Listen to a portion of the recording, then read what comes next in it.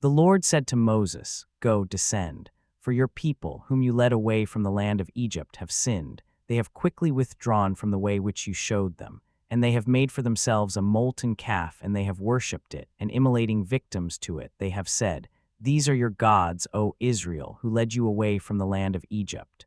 And again the Lord said to Moses, "I see that this people is stiff-necked.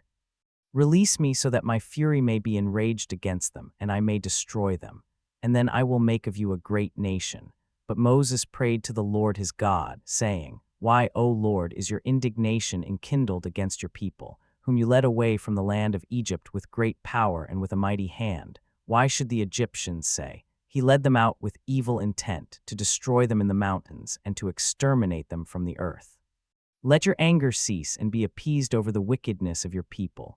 Remember Abraham, Isaac, and Israel, your servants, to whom you swore by your own self, saying, 'I will multiply your offspring like the stars of heaven, and this entire land which I have spoken of, I will give to your offspring, and you shall possess it forever.'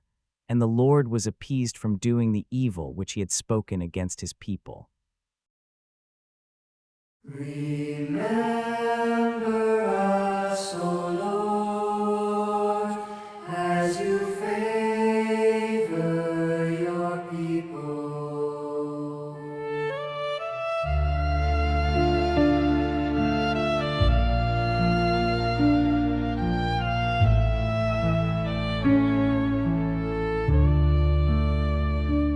Our fathers made a calf in Horeb and adored a molten image. They exchanged their glory for the image of a grass-eating bullock. Remember us, O Lord, as you favor your people. They forgot the God who had saved them, who had done great deeds in Egypt, wondrous deeds in the land of Ham, terrible things at the Red Sea.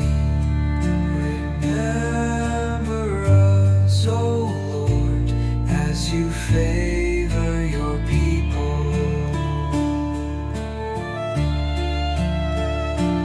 Then he spoke of exterminating them, but Moses, his chosen one,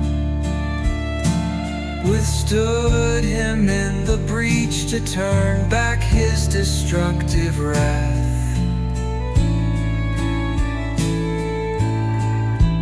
Remember us, O Lord, as you favor your people.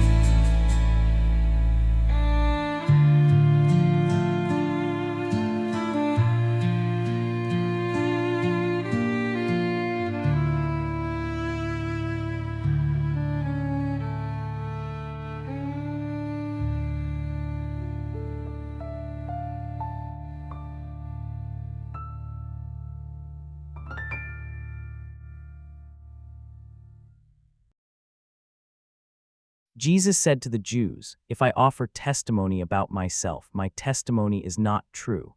There is another who offers testimony about me, and I know that the testimony which he offers about me is true.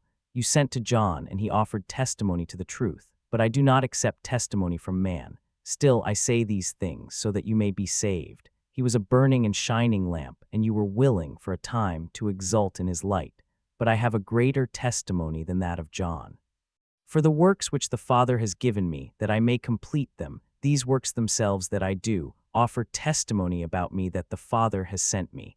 And the Father who sent me has offered testimony about me. And you have neither heard his voice at any time nor seen his form, and you do not have his word abiding in you. For the one whom he sent you do not believe. Search the Scriptures, for in them you think that you have eternal life, and it is they which offer testimony about me. And you are not willing to come to me so that you may have life. I do not accept glory from men, but I know you that you do not have the love of God within you. I have come in the name of my Father, and you do not accept me. If another will arrive in his own name, you will accept him. How are you able to believe, you who accept glory from one another, and yet do not seek the glory which is from God alone? Do not consider that I might accuse you with the Father.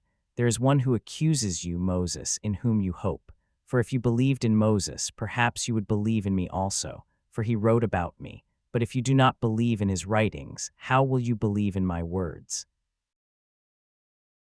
Picture the desert, scorching heat, dust swirling around thousands of people who have just experienced the most miraculous escape in human history. They've witnessed the impossible, liberation from centuries of brutal slavery, miraculous passages through impossible terrains, divine intervention at every turn, and then betrayal.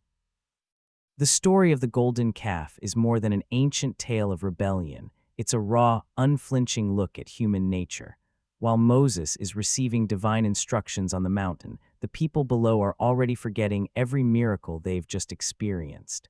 They craft an idol, a golden calf, crying out, "This is your God, O Israel, who brought you out of Egypt." The betrayal cuts deep, so deep that God himself is ready to destroy them. But here enters Moses, not as a vengeful leader, but as the most extraordinary intercessor in biblical history.